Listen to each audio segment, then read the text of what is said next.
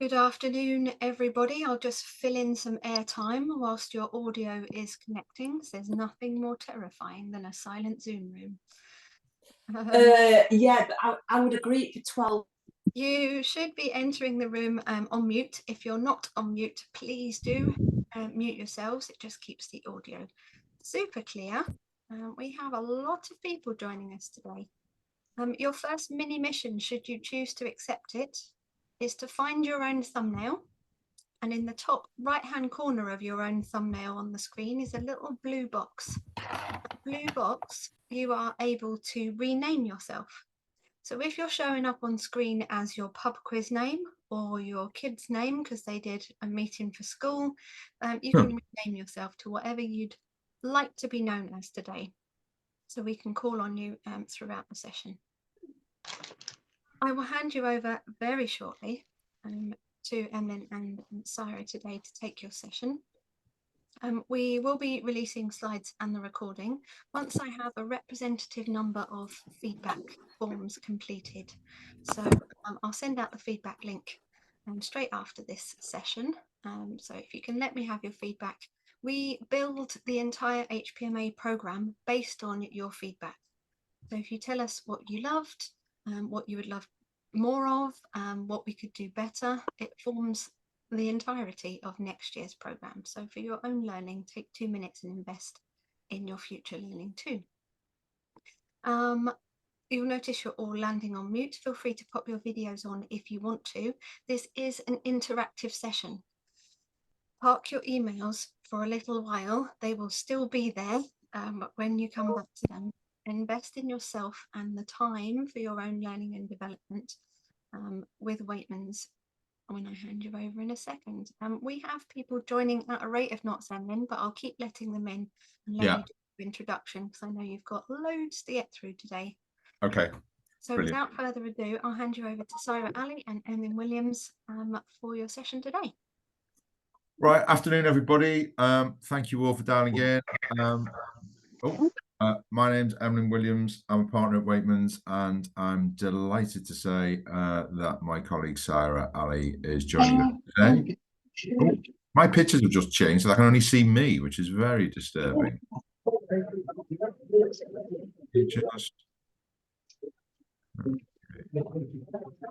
That's better. That's back. Okay, perfect. I've now got the broader view. Fantastic. Thank you. So today is meant to be interactive. If people would like to contribute or people would like to respond to things, you can either obviously put it in the chat, or we're quite happy for you to unmute and contribute as we go along. The idea of today's session is just to give a little bit of a legal and a broader NHS overview about something which is very much a hot topic at the moment, sexual misconduct at work.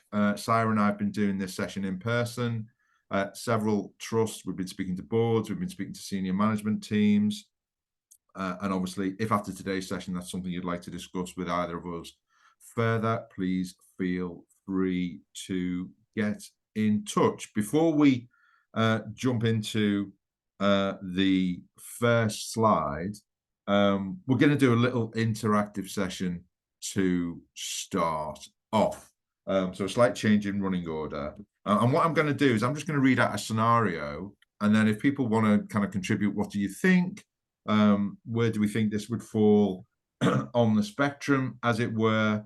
Then please feel free to do so. So our initial scenario is as follows. You are sitting as a panel member in a potential disciplinary hearing, or looking at a scenario to decide how you might deal with it. Is it going to be a disciplinary investigation? Is it not? And the situation is that Mr. C is the supervisor of Miss A. They work closely together in a stressful job which involves long hours and dealing with patients with difficult needs. He is age 50 and she is age 25. He is married and she is single but has a partner. Last Friday, after work, Mr. C sent a text message to Miss A. Oh, am I feeding back? I think someone's not on mute. Okay. So Last Friday, after work, Mr. C sent a text message to Miss A, which was her own mobile number. He did this in error, having been to the pub and had a few drinks on the way home. The following text message exchange then takes place. Miss A. Jersey, but they borrow it. That wasn't part of the text message exchange. So the text message exchange is as follows. Miss A, you just sent me my own number. Mr. C, yes, messed up. I was trying to send it to my other phone. So you're on my contacts list for my iPhone. Miss A, cool. Have a great weekend. Mr. C, sorry, I get lonely and want to chat. Just ignore or delete me. Miss A, rolling on the floor, laughing emojis. So she puts the emoji rather than typing that, because typing that would just be weird. Okay, so she sends that emoji. Mr. C, true. I won't say any more as I have to be professional. That is, unless you want me to. Okay, so that is our scenario. What, if any, thoughts from anyone about all of that? Where do we feel that might sit if we're considering whether or not there has been any sexual harassment in that situation?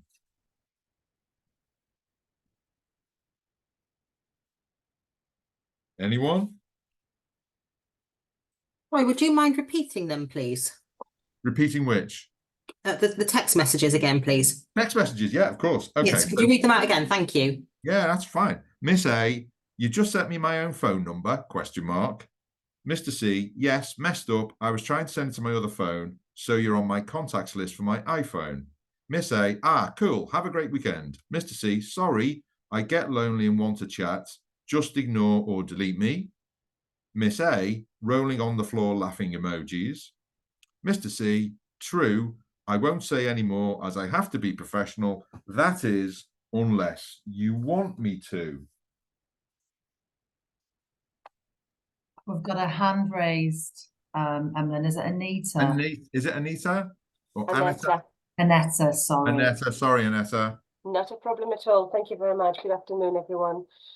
So I think there's a lot of comments already. Colleagues are mentioning that the boundaries have not been appropriately followed in this scenario. Whether or not the last comment made the person, the lady, uncomfortable or not, that's one scenario, but it might have been quite an introduction to potential sexual misconduct. They were inappropriate, but whether I would class them as a disciplinary offense at this stage, I suppose we would need to measure the impact on the recipient. But that's just my initial thoughts. Okay, that's really helpful. And I've just seen obviously loads of comments in the chat. Not entirely consistent comments. So some people are saying inappropriate and unwanted. Some people are asking the question, did he actually transfer the number to his personal phone? Other people are asking what was her response. So let's add another layer. If her response is, so don't forget, his last message is, true, I won't say any more as I have to be professional. That is, unless you want me to. If she responds to say, no, I don't, and then she sends a follow-up response which says, you've crossed a boundary which I will not tolerate. And he then replies and says, I assure you it won't happen again.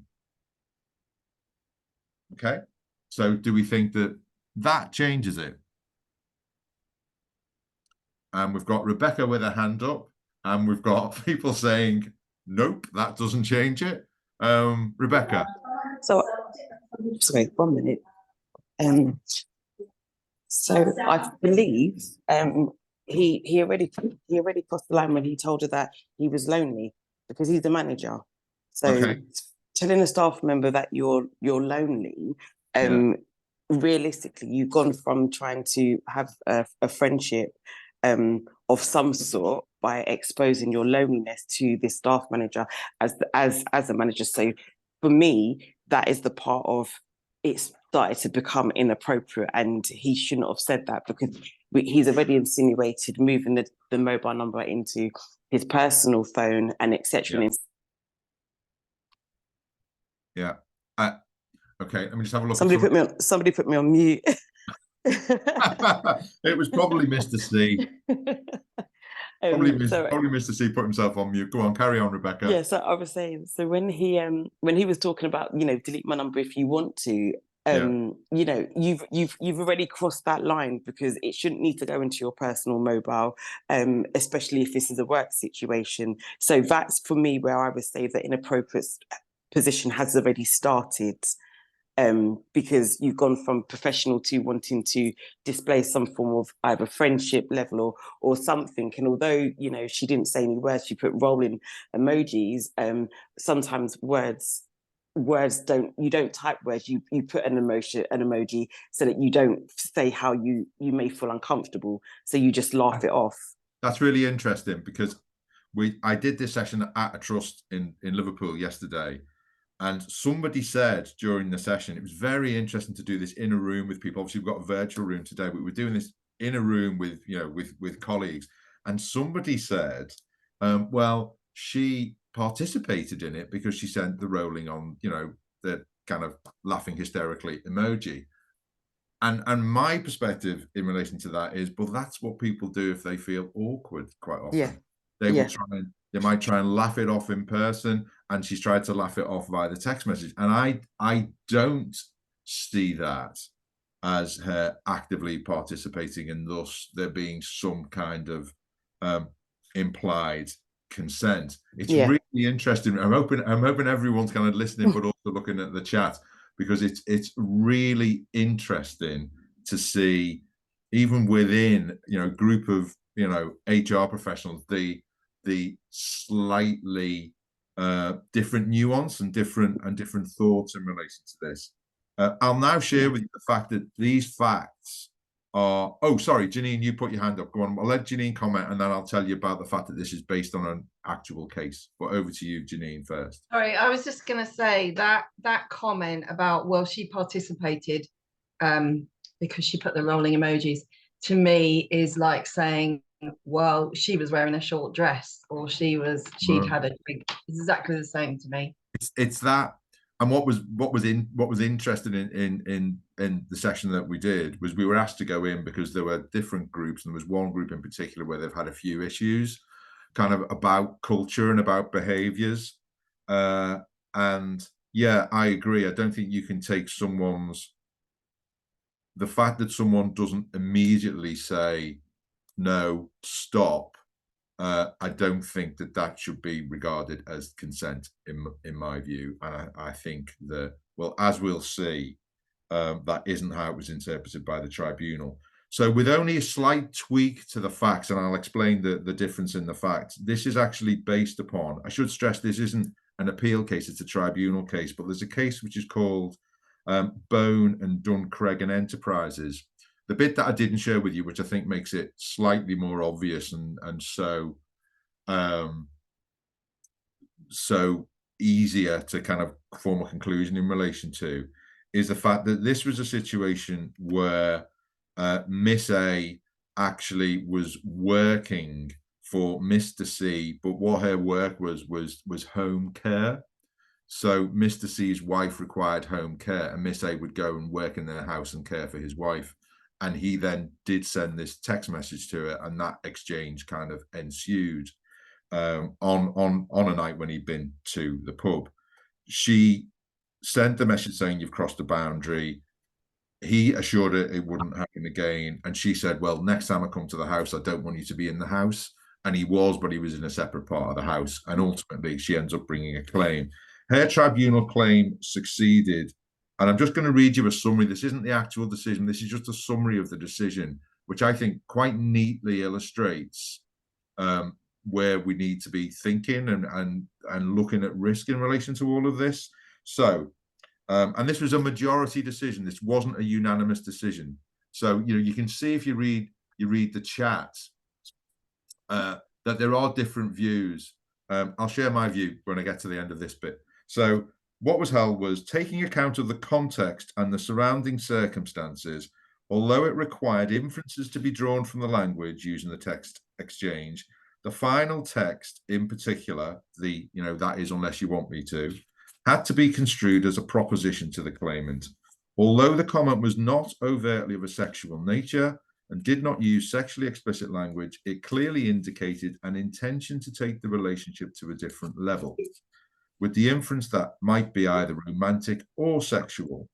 It was also held that the claimant's treatment was less favorable treatment because of the protected characteristic of his sex. Even if the conduct did not amount to direct discrimination, it amounted to harassment related to the protected characteristic of sex. It was also held that the treatment ought to be categorized as conduct of a sexual nature. The context of the conduct was of the employer making a proposition to an employee, but there were particular aggravating factors because the claimant was working in the employer's home, the perpetrator was married, and further, the claimant was caring for his wife. She'd built up trust with him. She had developed a friendship, had come to see him as a father figure, and she had socialized with his daughter, who was a similar age. So all of those were factors which the tribunal took into account, and she was awarded, just for the text message exchange, compensation for injury to feelings of £5,000. My personal perspective in relation to it is, I think the crucial, I can see that this has come up in quite a few of the chats. I think that the crucial thing here is that power imbalance, and I think a lot of what we see in cases that we get involved with is that disparity. Quite often, it's not about sex as such, but obviously sex is part of it. But you really see a lot of cases which involve different power dynamic, different people in different echelons of organizations, and sadly, in some instances that we see, a kind of where a culture has grown up that more senior people behave in a particular way and it's tolerated. And a lot of the stuff that we're going to talk about today is, oh yeah, sorry, someone's just put in the chat, can I confirm the tribunal case name? Of course I can. It's Bone, as in give a dog a bone, against Duncregan, Duncregan Enterprises Limited. I'm not sure how widely reported it was. If there's a burning desire, people can't find it. If you let HPMA know, and Sarah and I'll send a copy of it and circulate it, and you can have a full read of the case report. I just think though that this really neatly summarizes or encapsulates some of the brilliant. Thank you for putting it in the chat. It just really neatly encapsulates some of the difficult issues that we're dealing with here. I think we can all see this is clearly not the most serious example of sexual harassment of all time. But I think it also shows how mindful everyone needs to be about how behaviors that you might think are relatively innocuous, it's not about that. It's about being mindful of how your behaviors will be received by people who are your junior, people who may be many years younger than you, people who've grown up with different cultural terms of reference. And as we all know, it's not about what you're thinking when you send it. It's about how that impacts on the recipient. Before we jump into the first slide, I'm just going to read for anyone, I'm sure everyone's super experienced. I'm just going to quickly read from this brilliant document, which I'm sure most of you have seen, Turning the Tables, Ending Sexual Harassment at Work. This was the EHRC document that came out in 2018, I think. And it just starts off with a definition of sexual harassment, which I'll quickly read and then we'll jump into the slides. Sexual harassment is unwanted conduct of a sexual nature, which is intended to or has the effect of violating a person's dignity, creating an intimidating, hostile, degrading, humiliating, or offensive environment for them. Examples include unwelcome physical contact, sexual comments, promises in return for sexual favors, or displaying sexually graphic pictures. Brackets, they haven't put this, but obviously that includes on your phone. Even if unwanted conduct is not intended to cause distress, it can still have the effect of violating a person's dignity or creating an offensive environment. Whether or not unwanted sexual conduct violates a person's dignity or creates an offensive environment depends on the victim's perspective and whether their reaction is reasonable in all the circumstances. So that's the backdrop. Sarah, please click away. Our first, and apologies, the first couple of slides are pretty bleak. Okay. I am pressing it. Oh, okay. Bear with me. Oh, it's not moving. That too is not a text message to send to your colleagues late at night. You might just need to click on your PowerPoint presentation again, because I know you've been dotting about in the chat. There we There we There you go. go. You'll be Okay. good on the arrows. Brilliant. Okay, fantastic. Thank you. So I'm sure that many of you will have seen a lot of the press coverage in relation to this. I'm not going to go through all of these in a great amount of detail. The newest one is the third bullet down, which is the Unison staff survey. This ended up in, I think it was in the Guardian. Yeah, so this was in the Guardian in May. It got picked up in the Guardian. 1 in 10 NHS staff have experienced sexual harassment at work. Of those reporting incidents, 29% report sexual assault, 50% leered at suggestive gestures, 25% unwelcome advances, propositioned or sexual favours being suggested or requested. 3/5 had encountered crude jokes or banter. And half hadn't reported it for fear of looking too sensitive or that it won't be acted upon. You know, 1 in 10 staff. I almost feel that we get a little bit dated out or statistically kind of challenged in relation to this. But, you know, if you think about your own organization, let's assume that, and there's no reason to assume this, but let's just assume that you're in an organization which employs 1,500 people. And you might think, well, 10%, 1 in 10, that's not that high. That's 150 people in your organization potentially putting up with this kind of behavior. Let's assume it's wildly out. Let's assume that the only people who replied to Unison are the people who have, you know, had these concerns. So let's assume it's 50% out. That's still 75 people in your organization putting up with these kind of behaviors. It's shocking. The other interesting thing, the Fawcett Society, I'm sure you'll all be familiar with their work. Their estimate is that, in fact, not half of people report these kind of behaviors. Probably only 20% report those kind of behaviors. If you go back to the EHRC document, the overwhelming theme that comes across from their research is that the reason why people don't report it, and again, this was reported on by the BBC last year, a separate report talked about, I'll just hold this up, a culture of impunity. Oh, it's blurred because I've got my background blurred. Culture of impunity for NHS staff accused of sexual violence, say campaigners. Sorry, if we pop onto the next slide, we'll see this in a little bit more detail. I'm going to jump to the bottom of the slide and then I'll go back up to the top. So this comes from organisation. If everyone, you know, some people will definitely be aware of this report and the organisation Surviving in Scrubs. So this is female, largely junior doctors, not solely junior doctors, but they've set up this website where people can go and they can anonymously report kind of inappropriate behaviours. And what they have reported is that a lot of people do not, so this is female junior doctors largely, don't report these kind of inappropriate behaviours because either they fear they won't be listened to, or they think that the people who they raise concerns about will be protected, or, and I'm not sure which is the most depressing, because they think this will have an adverse impact on their career.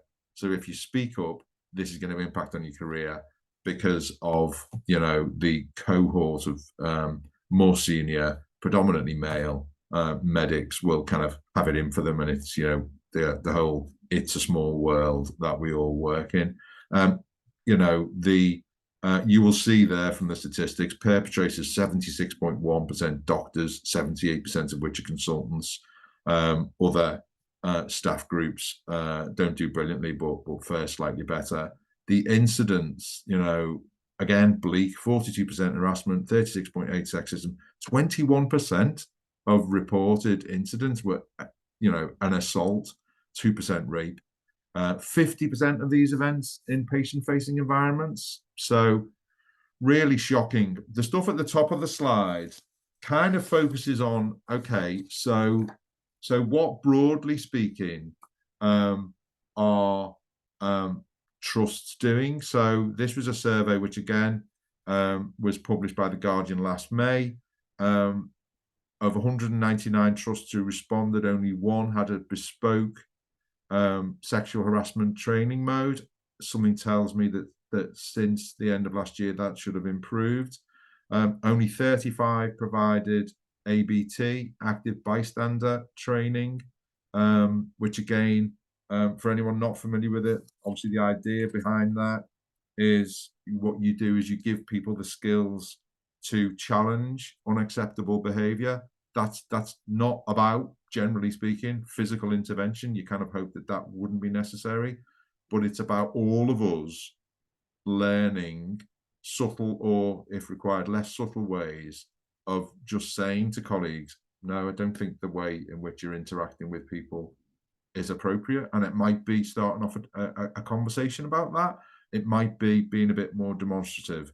A lot of universities provide active bystander training to their students because obviously, you know, in universities, there's a lot of inappropriate behavior that goes on. So other things that came out of a survey in 2021, 91% of female doctors reporting sexism, 31% reporting unwanted physical contact, etc., etc. You know, the fact that we've got so many people on today's session shows that this is depressingly a very hot topic at the moment. So yeah, statistics not great. Next slide, please. And the next slide is essentially about, well, okay, what's happening about it then? What is the government doing to help any of this and to make a change? You'll see the first bullet there talks about the EHRC document. The EHRC document and report, lest we forget, that came hot on the heels of the infamous President's Club dinner. I won't talk about that in more detail. I'm sure everybody remembers the pretty grim coverage of what went on there. And obviously the hashtag Me Too movement really got running in 2017. So we were again at a point in time where everybody was talking about this. EHRC published this document in March 2018. It's got a whole host of recommendations. So the duty to take reasonable steps to prevent harassment, that's the thing that the government have enacted. I'll come back to that. But just a quick flavour of the other things that EHRC recommended, which the government has done nothing about at all. So they wanted a statutory code of practice. There's going to be an updated code of practice, but it's not, strictly speaking, going to be, you know, binding on all employers. They wanted an online reporting tool, so you could go on and you could anonymously report if this has happened to you, so that that kind of information could be gathered, so that you could be signposted, etc. They also wanted the third-party harassment rules to be reintroduced. So under the Equality Act, when it was first enacted, there was a provision which said, if you are working in a scenario and you are harassed by a third party, so the classic NHS situation, if you're harassed by a patient, and if your employer, if this has happened on more than one occasion, and if your employer fails to take reasonable steps to prevent that kind of behavior taking place, your employer can be liable. The government in 2013 removed that from the Equality Act. And they removed it. The justification for removing it was that, oh, well, not many claims get brought, therefore we don't need it. Like, you know, removing a fire extinguisher from your house because it's never been on fire before. Just crazy change, inappropriate change in my view. That has been on the agenda ever since, and the government have consistently refused to bring it back into the legislation. Labour have promised that if they are elected, they will reinstate it. But of course, politicians promise things all of the time and then don't do anything about it. So if there's a change in government, watch this space. The other thing which used to be in the Equality Act, which was removed, was tribunal judges were able to make legally binding recommendations. So if they looked at an organisation and they felt that the organisation wasn't providing appropriate training for its staff, they could make a binding recommendation that you do so. That's been removed. And again, that hasn't been reinstated. So what is going to change is that from the 26th of October of this year, there is going to be a new provision, Section 40A in the Equality Act, that employers are required to take reasonable steps to prevent sexual harassment of employees in the course of their employment. They've defined sexual harassment as unwanted conduct of a sexual nature, which is fine. How is it going to work in practice, though? How is this new duty actually going to affect any of you as employers? It's slightly convoluted. The new duty is not going to give rise to a new way of bringing a claim. It's not going to be a freestanding right to complain that your employer doesn't do this. The only way in which it works in practice is, as you'll see from the bottom slide, the bottom bullet, in a case where someone has claimed sexual harassment, it's been proven, and the tribunal is going to award compensation against you as the employer, what the tribunal, at the point when they've decided to award that compensation, what they will be required to do is, as a secondary exercise, consider whether or not you've taken reasonable steps to prevent sexual harassment from taking place. And if they conclude that you haven't, then they can uplift the compensation by up to 25%. Okay? So it's not a freestanding right. It's only if compensation is already being awarded against you.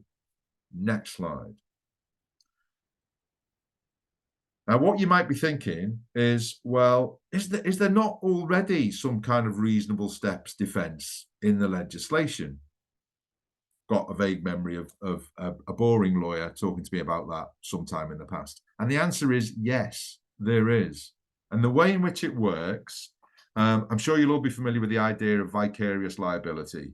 So if Syra is accused of sexually harassing me, and I work for Waitmans, and Syra works for Waitmans, and I bring a claim, I can bring a claim against Syra individually, as we all know, but I might also bring a claim against Waitmans as Syra's employer.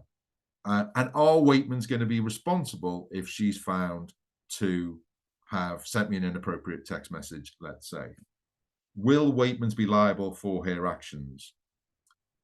If Waitmans want to argue that they're not liable, and so no compensation is payable, what they have to prove is that they have taken all reasonable steps, and that's a really significant word, that they've taken all reasonable steps to prevent harassment taking place within Waitmans. It's only if Waitmans fail to establish that defence that Waitmans will have to pay any compensation. So it's only if you fail to show you've taken all reasonable steps that as an employer, you're responsible for the actions of your employees. Those of you who are keen word fans will have noticed that that wording is very similar to, but different to, the new test.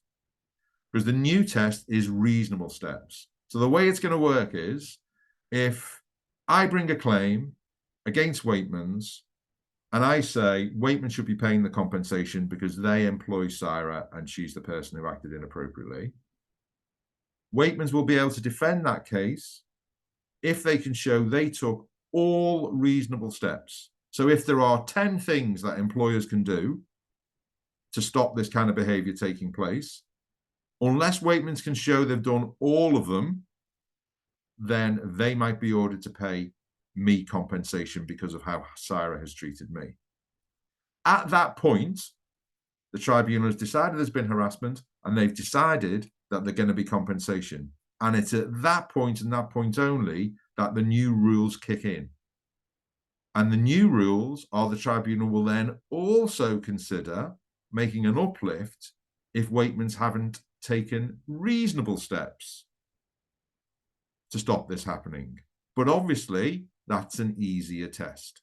They don't have to show that they've taken all reasonable steps. They just have to show that they've taken reasonable steps. So let's say, for example, Waitmans have done 6 out of the 10 things that would stop this kind of behaviour.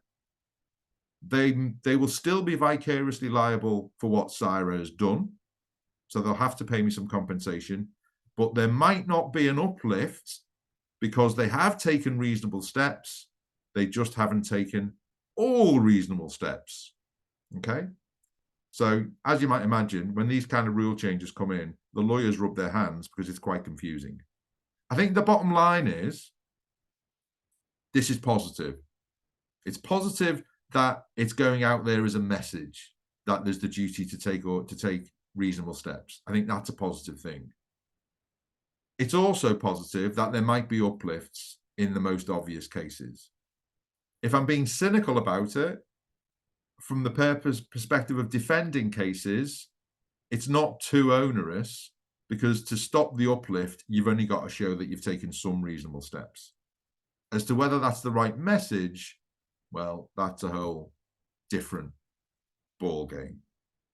So that's the only change the government have brought. So on the upside, good on the messaging. On the downside, it might be quite easy for employers to establish, and will that kind of undermine the main message. But equally, if you're defending a case, it might make defending that case a bit easier. Okay, so has anyone got any immediate questions in relation to that? Or is anyone still confused about what the flipping heck the change is? Or is everyone comfy with that?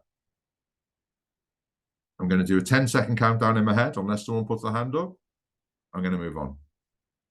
Great. Okay, I'm going to move on. So you'll see also on that slide, I've mentioned the fact that lots of things didn't make it into the bill. Disappointing. The other thing which will happen, though, over the summer, so between now and October, is the EHRC are going to update their code of practice. One thing which we promise you will be in the code of practice, the code of practice will say that depending on the size and resources of the employer, that is the benchmark you'll be judged against.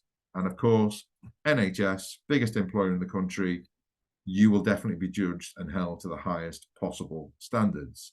So I hear you all cry. In that context, what are the NHS actually doing about it then? Over to Sarah. Sorry, I was just answering a question. Emlyn, are you aware of any particular where we could find statistics on the sex of the perpetrators of sexual harassment? I've just done a quick search. Ooh. And I can see the government's done one and Unison has, but I wondered if you were aware of any. I'm not aware of any specific. I think it'd be interesting to get the full detail of the Unison responses. To be, if you talk in generalizations, which is always dangerous, so caveat at this point. Overwhelmingly, the statistics seem to suggest that women are disproportionately victims of this. I think the corollary of that is that that means that in the vast majority of cases, the alleged perpetrators are men. But what is absolutely clear is that's not exclusively the case. No. So, of course, there can be sexual harassment from one woman to another woman, and people would be absolutely entitled, or vice versa, of course. And so I think we're going to talk about a case later which involves a transgender woman. And I think all of that increased awareness and people being more attuned to gender issues is going to lead to greater complication and greater difficulty in relation to all of this. I suppose from my perspective, yes, statistically, it would suggest more commonly men against women. And I don't know whether there are cultural or gender issues which mean that whilst women are unlikely to report these things, men are even less likely to report these things because of all of the, you know, historical nonsense around men not talking about things, etc. You know, one of the worst cases I ever did, I have to say, of sexual harassment was involving, this is when I was newly qualified, was in a factory environment. The factory was largely staffed by women, and there was a young lad who was subjected to the most horrific initiation ceremony, which was clearly sexual harassment. It was awful. We settled the case because it was grim. But I think by and large, I think statistically, and obviously speaking as a man, it's depressingly, yeah, still largely appears to be an issue of men perpetrating these kind of behaviours against women, I'm afraid. Yeah, there's one report I've just found on the Parliament committees. I'm sorry, I don't know if you saw my message. I did try to send the links, but I'm not on my proper setup, so I couldn't type it all out. I don't know when this is from, but it says that 90% were found to be men. Emily just had a question. Can you clarify that the equality says to take reasonable steps, but Waitman says to consider all? The Equality Act. Okay. Do you want me to? Oh, I haven't got the legislation. Right. I'll look up while you're chatting through the NHS response.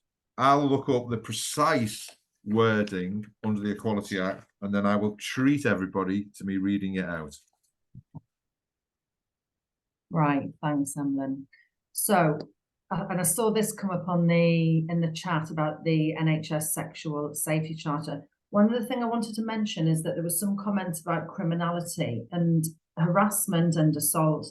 Obviously, from an employer's point of view, you'd be dealing with it in accordance with your relevant policies. When it comes to harassment, then the definition is in the Equality Act. But of course, there's also criminal liabilities that might arise under the Protection from Harassment Act. And I don't know the name of the various criminal legislation that covers assault, but there's two separate areas there. And yes, sometimes they can overlap, but at work, you wouldn't be so concerned with the criminal side because that would be dealt with by the police. Okay, so all this talk about sexual misconduct, and Emlyn read out the definition from the EHCR.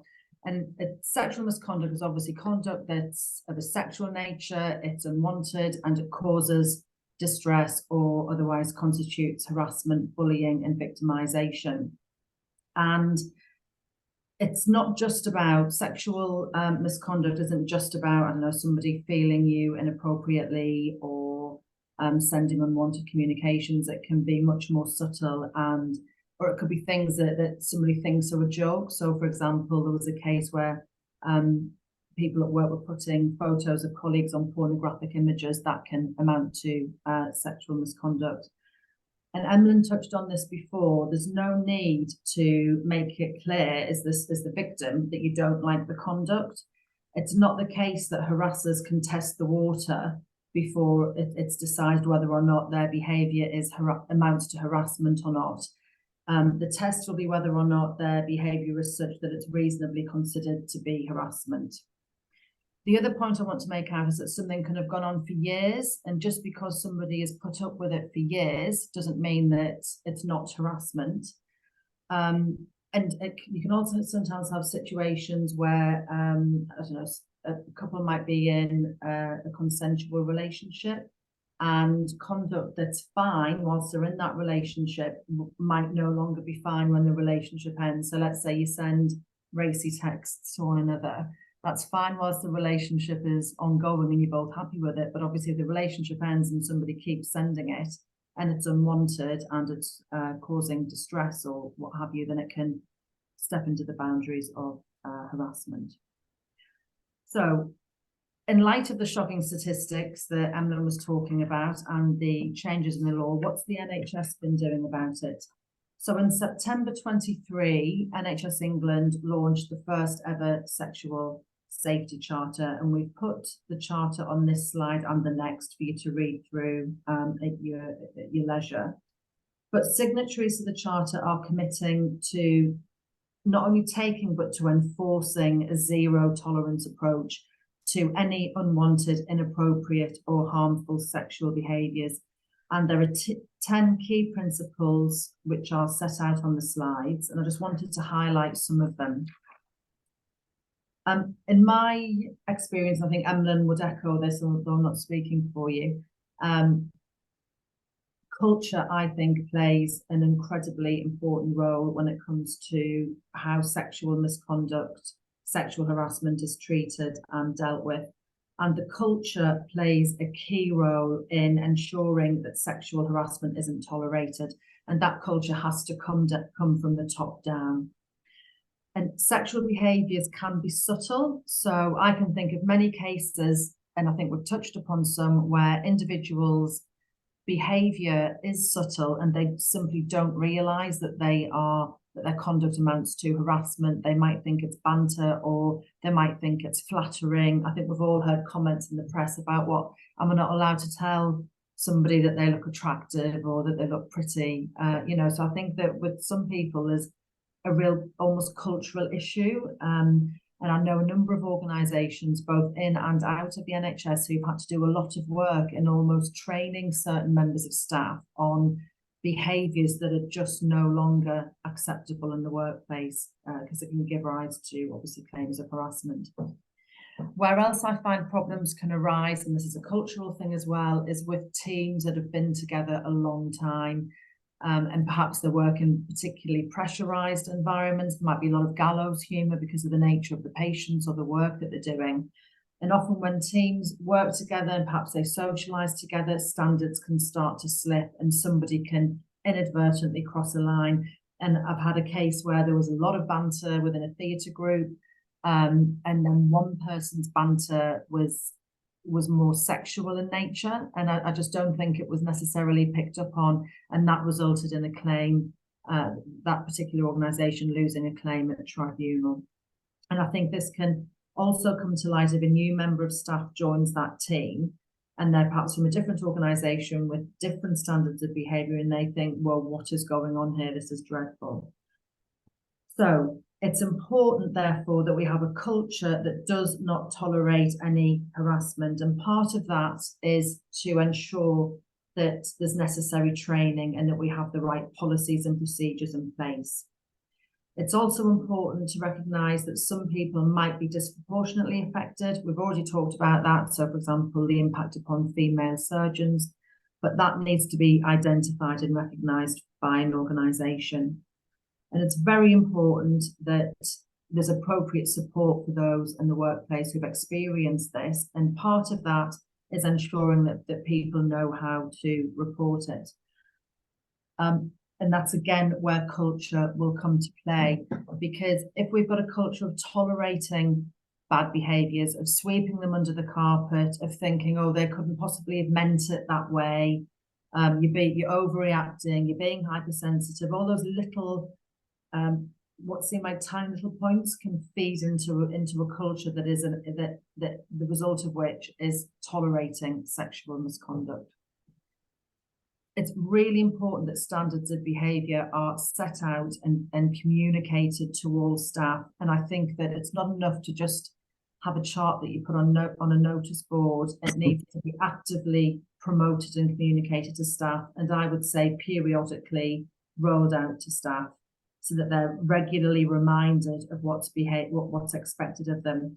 By having such clear standards of behaviour, it means that it's also easy to spot behaviour that isn't appropriate, and it will enable people to spot it and hopefully report it. Obviously, as you know, this is where your policies will be of crucial importance, and they should be as clear as possible. We need to check our policies to make sure they are robust and make sure that managers know how to implement them and how to follow them. Again, this goes back to culture, but expectations need to really be embedded in an organisation. And look at my own firm, for example, where I work, and I compare it to places I've worked at in the past. I'd be astonished if I saw any inappropriate behaviour here, because it simply would not be tolerated. And you know that wouldn't be tolerated from the board down. And you know that around you, your colleagues, that there'd be more than raised eyebrows if anybody misbehaved. And that's because of the culture that we have embedded. Whereas other places I've worked, I'm naming no names, there'd be all sorts of comments made all the time, and they'd just be laughed off. All reports that are made need to be taken seriously. I've flagged that up because what I often have, or I've had a number of cases where you might have a serial complainer, or somebody that's not fitting in at work, they're not doing a good job, the manager's sick of them. And it can be very easy when yet another complaint comes in to just think, oh, I'm not interested in this, you know, yet again, here we go again, and to sweep it under the carpet. We do have to be seen to be taking all reports seriously, even if it's just a quick fact find and we know that there's no further action to be taken. I've also put on there about capturing and sharing data, and it's important that organisations do this so that we can see where we're at, and to make sure, you know, we can see the extent of the problem, and it also helps demonstrate to staff that we're taking it seriously and that we're being transparent about it, and we can share the steps that we're taking in relation to it. Now, this is meant to be in place by next month, and I was wondering, has anybody been, I don't know if you'd want to share it, but has anybody been involved in implementing the safety charter at their organisation? I wondered if you had any experiences you'd like to share. Annetta? Afternoon again. Yes, so I don't know how much I am able to share, but I've been involved in creating the sexual misconduct policy for NHS England. So this is currently in the pipeline, but that's all I can say probably at this stage. Okay. And has anybody encountered any cultural issues they've had to overcome in terms of educating staff as to what is and isn't appropriate behaviour? I find this comes up all the time. So if anybody has any experiences they'd like to share about staff who, you know, some staff just don't get it. They just don't see what the problem is with the conversations that they're having with their colleagues, or they can't see the, you know, so for example, that text message exchange that Emlyn mentioned, I've had cases where a member of staff or a manager just can't see the problem with it, or the potential problem. And I wondered if any of you had any experiences of this that you'd be willing to share, and how you've tackled problems with culture. So I'm just reading the chats because they're interesting. So that's good. You set up a task and finish group to implement various actions to, so is that, sorry, you perhaps don't want to speak up. Janine, are you on mute? It wasn't in the NHS, to be fair, but about 20 years ago, I had a case where a woman put in a complaint that one of the senior chefs had pushed his hand between her butt cheeks through her skirt, cornered her and done that. And so we decided that we were going to suspend him, and I was going through the process of suspending him.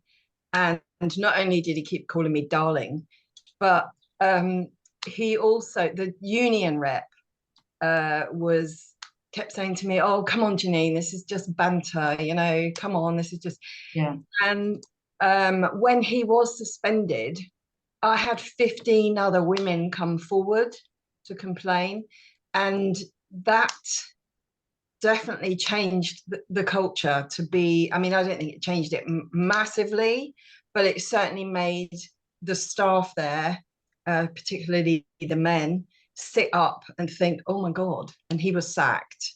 Obviously, but you know, he took us to tribunal. I think he got about 500 quid in it, you know, the day before the tribunal or something. But yeah, I think taking action on things will be a massive first step. And I know the NHS does that much more than this company did, but I think also getting the training on getting people to recognise what is construed as sexual harassment is a massive job Because if someone thinks doing that is banter, then we're in big trouble, aren't we?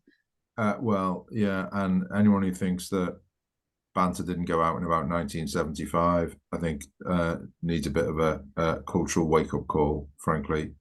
I think one thing which I think is really important, if we get a chance, I'd really like for us to get to the second interactive session, because in some ways that's about agency.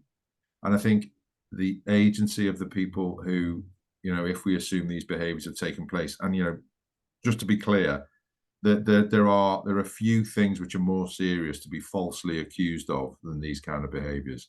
So if people are being stitched up and haven't behaved inappropriately, it's incumbent on us to investigate that as well, and to take action if people are deliberately making false allegations of this kind of behavior.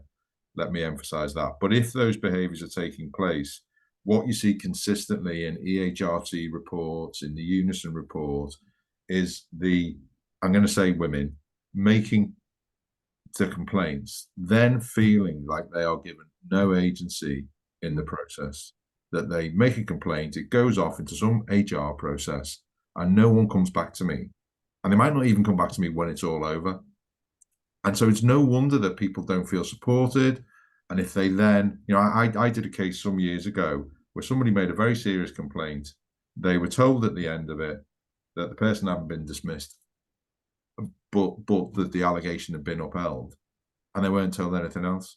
And I had to interview that person to potentially be a witness at a tribunal. And she was like, there's no way I'm being a witness for this organization in a tribunal. She was in tears. It was horrible. And that really came back to, and things have moved on. This was like 10 years ago. I'm hoping things have moved on. But that came back to that person not feeling in any way supported. And I know that we've got data protection obligations to the people who are having allegations made against them, even if those allegations are upheld. But I definitely think that organizations need to be having a really strong look at that. Even, I'll give you a dead simple example. If this happened to somebody in one of your teams tomorrow, is everybody clear which policy it comes under? Because I've seen it come under dignity at work, respect at work, disciplinary, whistleblowing. And kind of sometimes people have got, there are so many, people are confused. People don't know. I can see Janine laughing away. We have that many different ways of trying to address these things that it becomes bewildering. And we just need, I think, to have, and again, the client we were at yesterday, they brought an organization in Liverpool, which I'd not heard of, and I'm now kind of probably going to get in touch with, who look at domestic violence and look at sexual assault and look at rape and all of these horrible things. And one of the things that they're going to do for them is just sit and look at their policies as an independent third party and go, right, okay, well, this is confusing. This doesn't really address it.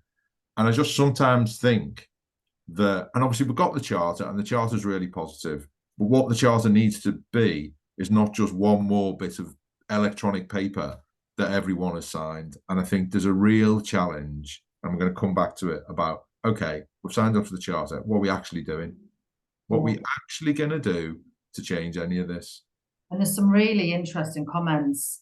Thank you all for them. And I'd urge everybody to read them about the steps that trusts are taking, or organisations are taking, to implement it. And I think a really interesting comment, I can't tell if it's by Olivia or Caroline, about staff just not realising what sexual misconduct was. Yeah. And being shocked it can take place in the workplace. I know when it comes to speaking to managers and employees, I would say that, because I'm a lawyer, I often find that what's a very powerful lesson is when you refer to actual cases in the tribunal. Because it gives a real demonstration to people about how their day-to-day behaviour, even some behaviours that some people who perhaps aren't enlightened yet might think is innocuous, such as the text message exchange, that really, I think, brings home to them that, gosh, I could do that and end up in tribunal. Yeah, I've certainly done training with groups of managers where you've almost had the kind of like, not quite a sliding scale, but where people have said, oh, right, okay, so if if we have a leaving party in the office and something inappropriate happens, is that covered?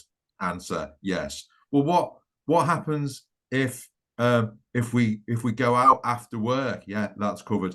Well, what happens if I go out with workmates like on a Saturday? Yeah, that's covered.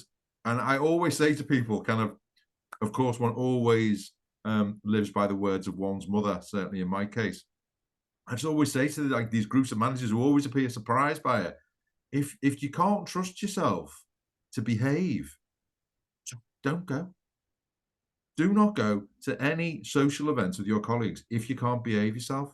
If you know yourself, and if you don't think you're able to behave appropriately, just don't socialize with your colleagues at all. That's the only way, because what is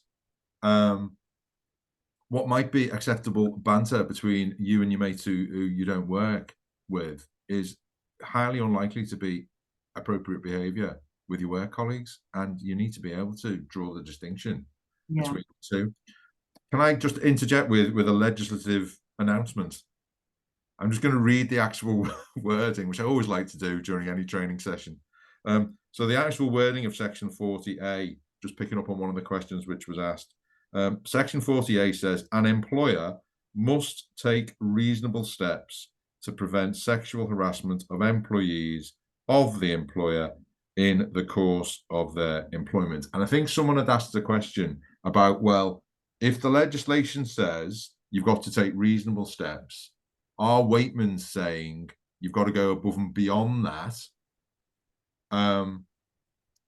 and take all reasonable steps? And I think the short answer to that is yes, that should be the aim. And the reason why that should be the aim is so that if you are ever sued, someone brings a claim against the organization and says, I've been sexually harassed in this NHS trust, and they should be liable for the actions of the person who sexually harassed me. Unless you can show that you've taken all reasonable steps, then you are potentially liable for those actions, even if you had no idea it was happening. So what I was saying earlier is the new test and the new rules are actually at a slightly lower standard, a lower hurdle to get over than some of the rules that are already in the legislation. So the aim should always be to take all reasonable steps. I hope that's clear. If it isn't completely clear and the person who posted the question has got a follow-up question, either ask at the end, or if you want to jump in right now, ask the question now, or you can always email me separately and we can have a natter about it. Okay, we can pick it up separately. All right, was it back to me, Sarah, or were you still going? I think it's still me. We just had one question.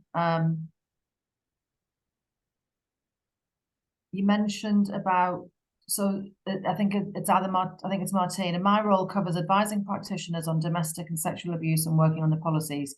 Emlyn mentioned about someone looking at their policies. Oh yeah. Details be shared.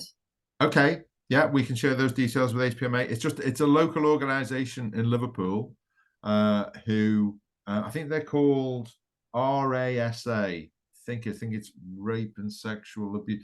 Anyway, let me dig. I've been emailed their details this morning, and certainly if HPMA colleagues ask, so drop me an email. I'll send the link, and I'm sure for people who are in other areas of the country, there's probably a network of these organisations, I'm sure, who you can get in touch with. And what they're doing is they're looking to do training and they're looking to do awareness raising, and it's just part of a campaign really to raise awareness around all of this, both for managers and for staff, which it sounds really positive to me. This is my last slide, Emma, before it goes on to you. I've just put on there some details as to the numbers that have signed up. So they're slowly clicking up. We're at 317 now. But is it, Emma, do you know an expectation that everybody signs up to it? I think there is. That's in the very next. It's a beautiful handover, Sarah, as ever. What a segue. Right. It's in the next slide. So you'll see there's been a big jump. I'm happy to go on to the next slide. There's been a big jump between January and April, like 50% more. And I think part of that is the bottom part of this slide. letter, which I'm sure most of you have seen, from Steve Russell, Chief Delivery Officer and SRO for Domestic Abuse and Sexual Violence at NHS England. And what he says in that letter, which is on the next slide, but we'll stick on this slide for now. What he says in that letter is, so NHS operational planning guidance was published in 27th of March 2024, asking every NHS organisation to implement the actions set out to improve safety at work. If your organisation has not signed up to the charter, please do so, it said in that letter.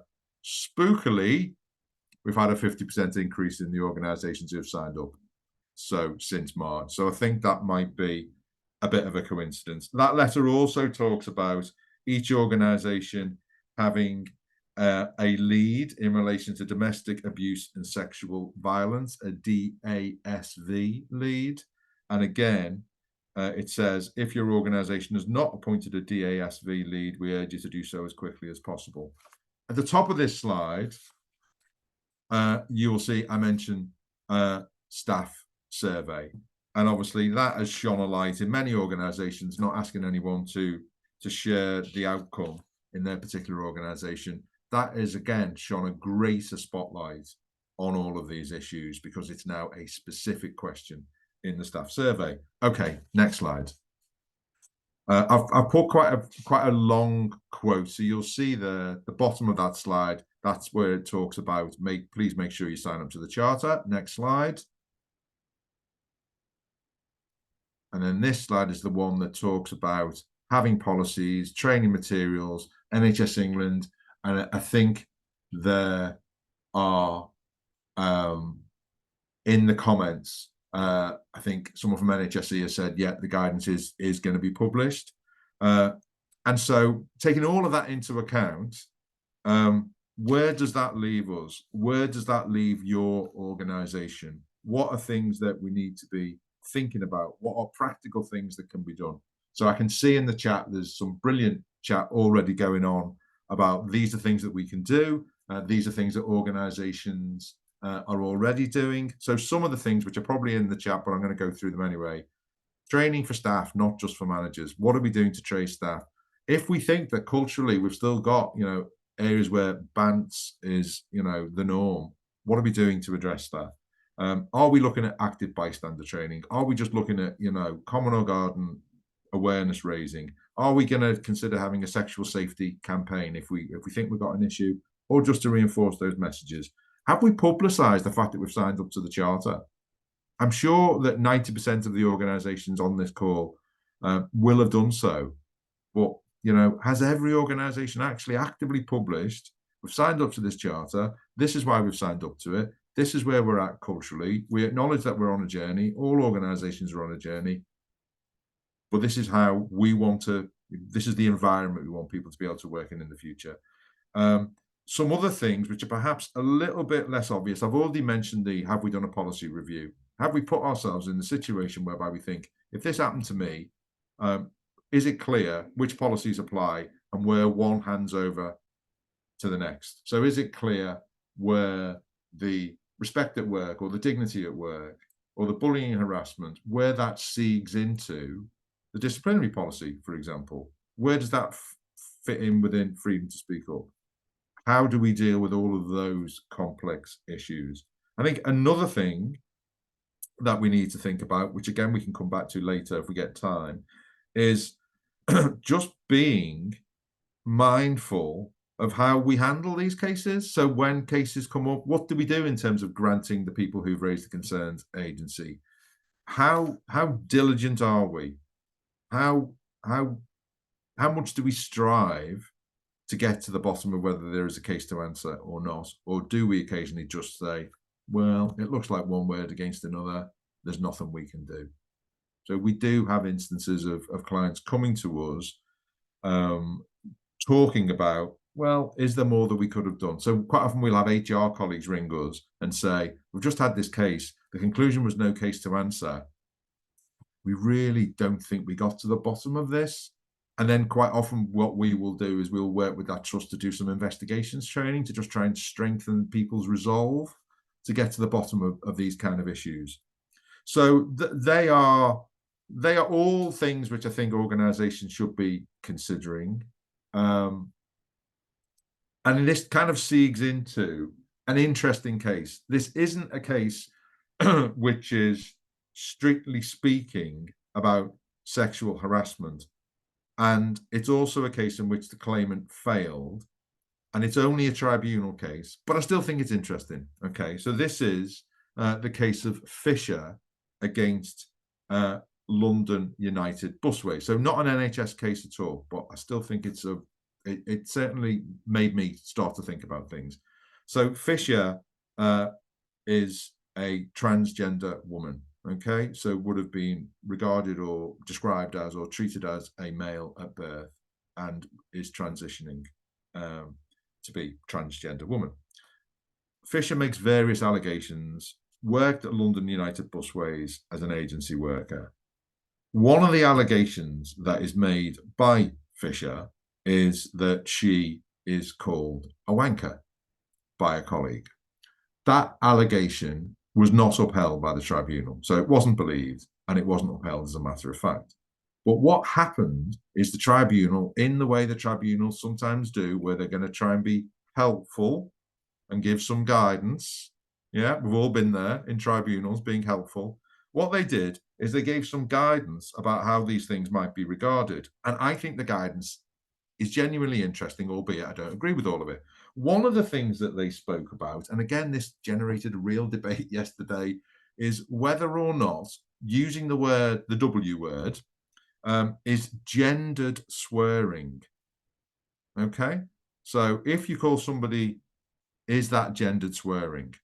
Okay, and I genuinely think, and my experience of having done this session in person at trusts, is that really divides the room. I think some people think that calling somebody is gendered swearing because you would only generally call blokes that, and I think there are many women who I've already met who are perfectly happy to call men, women, and men perfectly happy to call anybody if that's what they think they are. So I think there is, and we'll all be familiar with other words which you might typically associate with men or indeed women.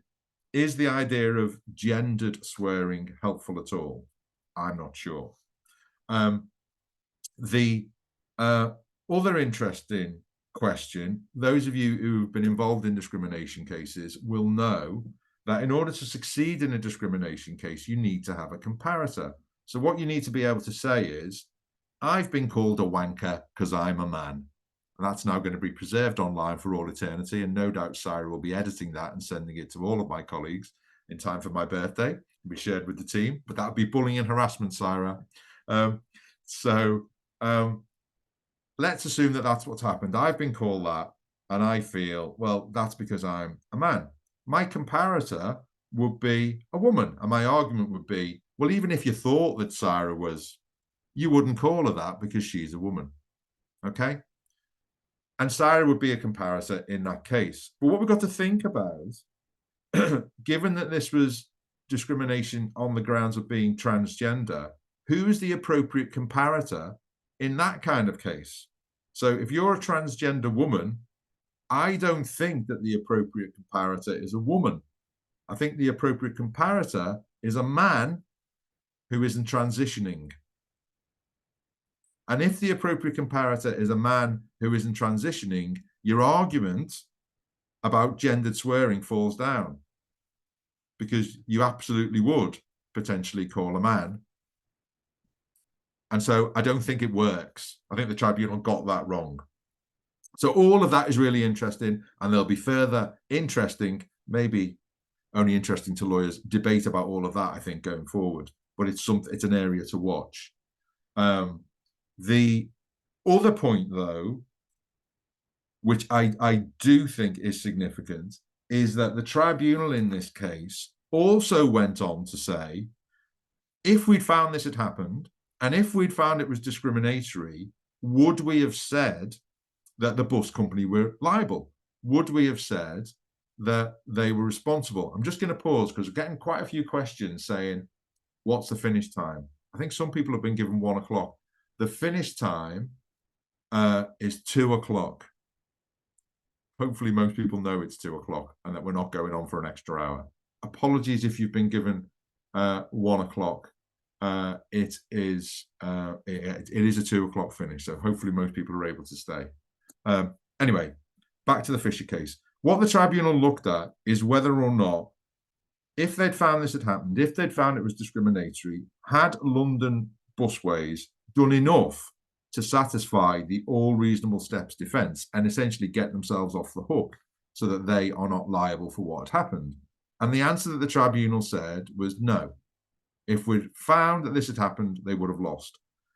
London Busways had a policy. The policy expressed itself as being zero tolerance. So we have zero tolerance in relation to these kind of behaviours. They'd shared that policy with the agencies that they worked with. So you might think, okay, well, they've done a few things there. But the tribunal said, yeah, they have done a few things, but have they taken all reasonable steps? No, they haven't. And what they identified, which I just think are useful to think about, they said, the policy is out of date. Your policy was written in 2007. Lest we remind you, the Equality Act came in 2010, and you haven't reviewed your policy since. That's a bit of a fail. They also said that the policy only referred to equality. It didn't refer to inclusion. Now, I'm not going to presume to tell 100 and odd HR people all about inclusion. Suffice to say that inclusion is really important. It's particularly important about making people feel welcome, whatever their difference, whether their difference is due to gender, whether their difference is due to sexuality, whether it's due to religion, whether it's due to whatever it might be. Are we inclusive? Are we welcoming? Are we tolerant as an organization? What are we doing to promote that? And they said there was no reference to inclusion in your policy, so your policy isn't really up to scratch anymore. They also said that the policy was not readily available to staff. And the bus company said, well, there's a copy of it on the notice board in the staff room. And the answer to that was, well, no one goes in there, but it's horrible. It's a horrible staff room in a bus terminus or whatever. No one goes in there. You've got to do something more if people don't, in fact, ever engage with that. So, as I mentioned earlier, what are we doing to actively promote and actively share with people that this is our new approach or our new vision or our renewed values around all of this? And they also then focused on a lack of training, that hadn't been adequate training of staff around all of these issues. So I just think that whilst the claim failed, I just think there are some interesting thoughts there from that case about things that employers should be looking at. And I think it's about action. It's not just, yeah, we've signed up to the charter because we got told we had to. Okay. And then a couple of questions. Oh, okay. First one. So is the W word a gender swearing word in law? No, because at the moment there are no gendered swearing words in law. It's just that the tribunal interpreted it that way. And when we see interesting cases like this, we kind of think, oh, is that going to be the next big thing? Are we suddenly going to be in a situation whereby if you call somebody that, that's potentially going to be regarded generally as potentially discriminatory against men, because you would always only call men that, you wouldn't call women that. I'll give you another example, which isn't to do with sexual harassment. There was a case a few years ago which said that calling somebody a bald "see you next Tuesday" is discriminatory against men, because and that's in relation to the word bald, because generally speaking, it is only or largely men who are treated less favorably if they start to lose their hair. So there have been cases on that. There have been cases in relation to the colour of people's hair. So there was a classic case of a woman, I think she worked in a chip shop. And you'll have to bear with me as somebody, I'm not sure people can see what hair I've got remaining, but I got a mug somewhere here which says, "Keep calm, I'm ginger." So And in this particular case, somebody asked this poor woman who worked in a fish and chip shop whether the colour of her hair matched. I won't fill in the rest of the sentence, okay? But those of us of a ginger persuasion will be familiar with such taunts. And essentially what was held in that case is you wouldn't have asked a bloke if the colour of the hair on his head matched other hair, and therefore that's sex discrimination. So all of these things are potentially an issue.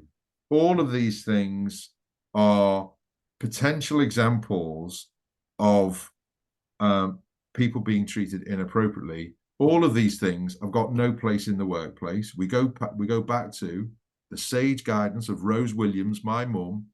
Behave yourselves. You know, what are people doing? Whether it's a gendered swear word or not, is it appropriate to be referring to colleagues as that in the workplace? Come on, people. What's going on? Another question. Yeah. Some questions that I'm saying we'll talk separately because it'll take us into another sphere, but Yeah. this might be what you come on to later when you talk about investigations, Emlyn, but Yeah. if you've got one person's word against another, Yeah. is it safe to enter into the realms of inference? And if so, what sort of information evidence should you look for? I won't answer this because I'll just launch into my investigations training, which is I know we'll both be here all day. So I think I'll try and be concise, and we can maybe pick up later if we have time. I think that inference maybe, but I think it's about where you have that classic one word against another. I think that what people who are doing investigations need to look at is not so much similar prior conduct, which I'm assuming they mean. I think it's either Caroline or SR. It's difficult to say. I think it's SR has asked this question. That kind of suggests someone has behaved this way in the past. I think what it's important to do if you're doing an investigation in relation to these kind of behaviors, where it's one word against another, is look not just at the narrow this particular day, this particular time. So what you might look for evidence about is what was their working relationship, the two people, like beforehand? What was the immediate aftermath? So again, if you've been, let's say, bullying me, Sarah, we'll take the sexual element out of it. You've been bullying me, and it's a particular incident. It's one word against another, but people might be validly asked, well, what was Emlyn and Sarah's relationship like prior to that? Had you observed them interacting together? And people could validly be asked, did you see Emlyn after this meeting when Sarah refused to click onto his next slide and sat laughing at him going, there's 150 people watching you here, I'm not clicking on for you. How did he react to that? Did he appear upset? Did he speak to anybody about it? Did anybody observe what his behaviours were? Or were they laughing and joking and went out for a drink afterwards?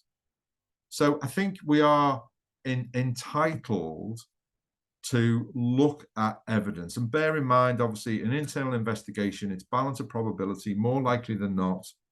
I think we are entitled to look beyond just the very narrow confines of he said, she said. But again, we need to be mindful of the fact that these allegations might be false. I hope that helps. We can maybe come back to that in a little bit more detail if we have time later. But I hope that helps. Okay. Back to Sarah.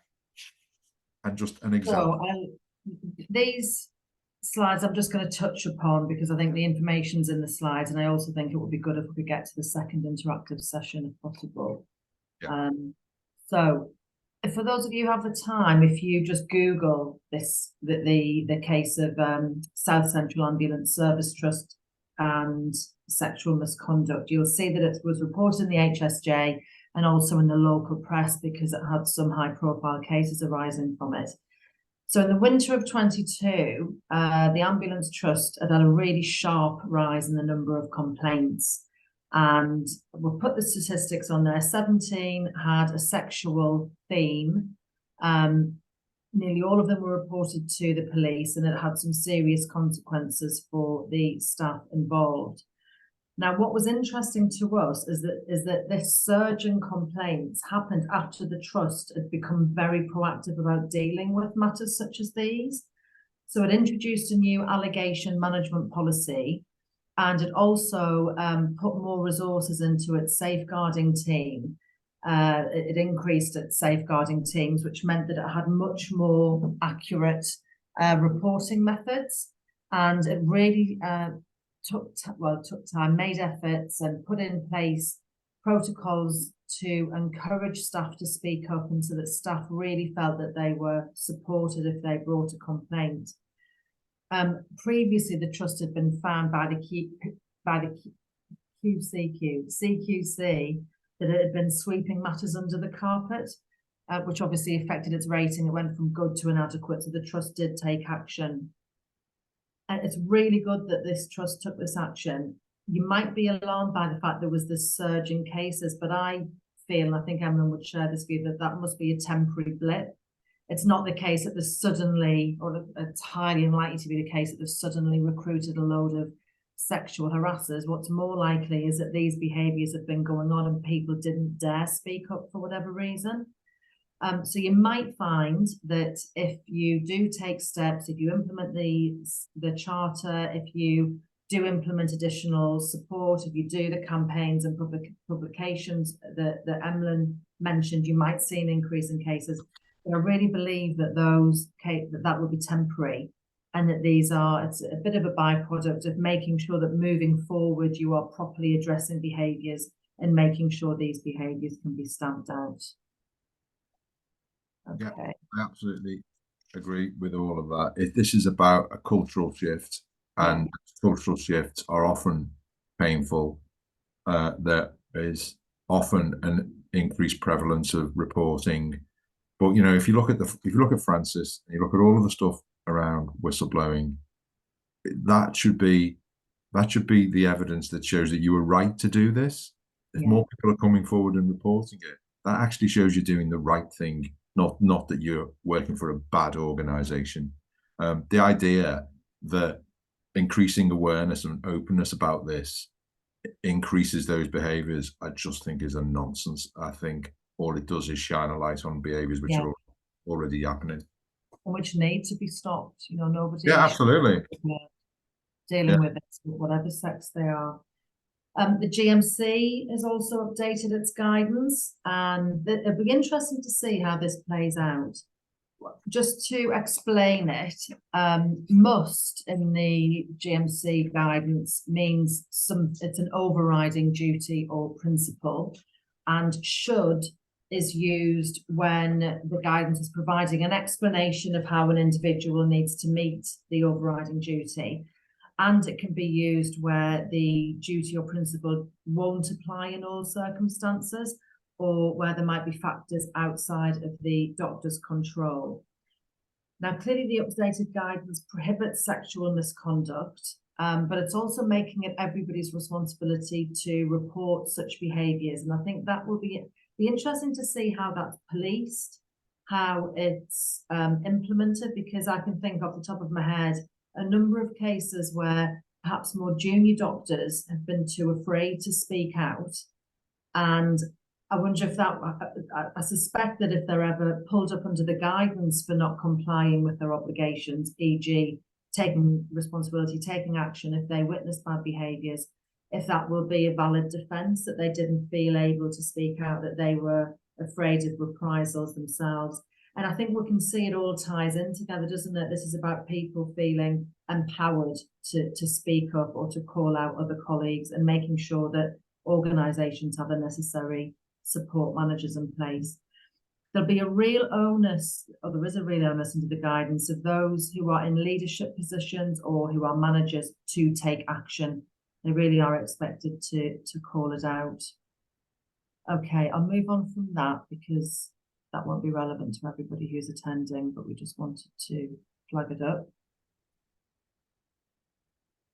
So oh, go on, Sarah. Oh, sorry, yes, that is you, Emlyn. This is me getting carried away with the sound. Oh dear. Right. So what are we seeing? We're seeing an increase in cases. We're seeing an increase in issues surfacing around cultures.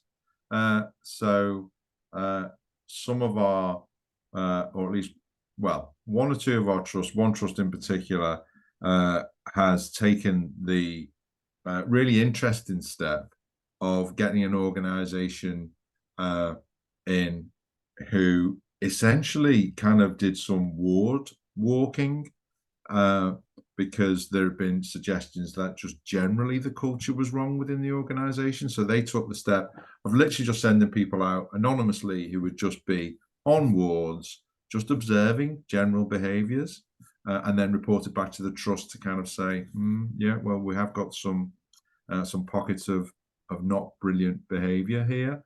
So I think that's interesting. I think the culture issues that Sarah's already spoken about are really important. And then we're also seeing some cases where you've got perpetrators moving between trusts, and either references not fronting up about the reason why they may have moved. I've done a case in the last 12 months or so where people have been recruited despite the fact that we knew that the people have been dismissed for sexual harassment elsewhere. And I completely get that there's an argument that people, might deserve another chance. There might be situations where you're desperate to recruit. I think you've then got to ask yourselves, how desperate are we to recruit? Is this the kind of decision that we'd be happy to have scrutinized in this tribunal if it then turns out that this person carries on those behaviors in our organization? I find that surprising when clients come to me to say, oh, well, we know this person has had, a criminal case brought against them in the past and they've left another organization under a cloud because of these allegations. But we recruited them anyway because we really needed a new anaesthetist, so we thought it would be fine. Personally, I find that surprising. There's been the other aspect of kind of changes in culture are the number of cases that we're seeing in relation to social media type issues. So in the last, I think all of these are in the last 12 months. We had a case which related to, I always get this wrong, happily, someone who had is it OnlyFriends? No, I always get it wrong. That slightly iffy website whereby people pay for interesting footage and photographs, let's say. And it was alleged that this was kind of borderline prostitution. It was so graphic. So we had a case that related to that. The top tip from that case is if you're going to investigate someone for those kind of behaviors, make sure you take all of your screenshots before you tell them you're going to investigate it. Because our client didn't. And guess what happened? They told them, they suspended them, went to do the investigation. The site had gone. So that's the top tip from that one. We have had cases of men in the, let's say, middle-aged men pretending to be children on websites and being caught by their own children. So criminal offences, police involved, really difficult issues. We've had cases, again, apologies for the cliche, but, men paying or allegedly paying underage girls for photographs online. We had a case which involved, not an NHS case, where somebody, I didn't even know this was a thing, online paedophile hunters who will kind of track down paedophiles, then turn up, and this literally happened, turn up outside someone's house with a camera and big light at 2 o'clock in the morning to say, you're such and such, yep, you're a paedophile and you're now, this footage is now going on YouTube or on TikTok or whatever. That happened in relation to one of our clients. It was on the front page of the Liverpool Echo, and that person, because it wasn't NHS, what happened was our client had a word with the person's trade union representative and said, you've got 24 hours to make a decision about what this person wants to do about their employment. But, you're all over the front of the Echo in your underpants being accused of being the paedophile. Have a think. And that person resigned. So there are lots of cases, the stuff about gender swearing, new. The stuff about paedophile hunters, certainly new to me. So as well as trying to keep up with all of the the behaviors that have been going on for some time, these things are also constantly evolving. Anyone who's got kids will know that your kids are able to do about 100 more things with a mobile phone than you'll ever be able to do with a mobile phone, because they are far more savvy than we are. And those people who say, my niece and nephew, now in their 20s, both working in the workplace, would, if I've got an issue with my phone, I ring them. I certainly don't ring other people of my age, that's for sure. So all of these things we need to be thinking about, and we need to be engaging with people who are more savvy than us in relation to them. Okay, so next slide is about investigations and hearings, a proactive approach.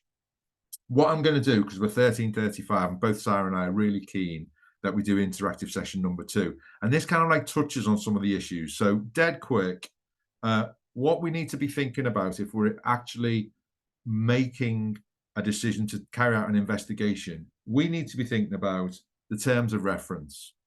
Sarah and I jointly do training on investigations and terms of reference, which, if there's an interest, we'd be happy to do that session for HPMA and do some of that kind of work online.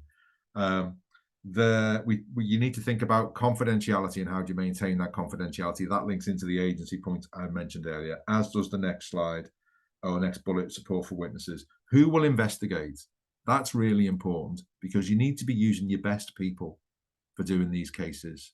And I'm sorry if that sounds like we're cherry picking people, but occasionally that's what you need to do. If you've got people who are really good, really diligent, really thorough, and write really clear reports, so long as they're not conflicted, they'd be the people I'd be using for these kind of cases, because they're not easy, and it's really important that we get to the bottom.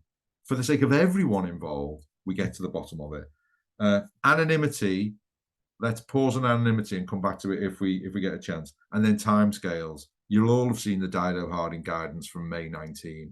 These cases in particular, you've got to get on with them. You've got to prioritize them. You've got to give the people who are doing these investigations time to do it. If that means they don't fully do their day job, we need to think about it, because the more serious the case, the worse it's going to look if it takes months and months and months to investigate it. I'm going to jump at this point into interactive session number 2, because I really want to share this with you. Can I just, sorry, Emma, very quickly? Yeah, of course, Sarah, not at all. You and I actually were discussing, so on this, who should investigate, as well as them being a good investigator, personality is also very important. I think that there's no good if you've got an investigator who's brilliant at investigations, but is perhaps a bit abrasive, or a bit blunt and they speak, and if you've got vulnerable people, and I think it can be a hard conversation to have, can't it, having to articulate what you say has happened to you, what the individual says has happened to them, and equally for the individual defending them, it can be a difficult conversation. So I think the other thing to think about is personalities. Sorry, Emma, I know it's no, absolutely. Okay, second interactive session. I'm again going to read out a scenario, and then we can have a chat about it. This is a bit of a longer read, so apologies. Hopefully people don't lose the thread of the story. I'm thinking you won't.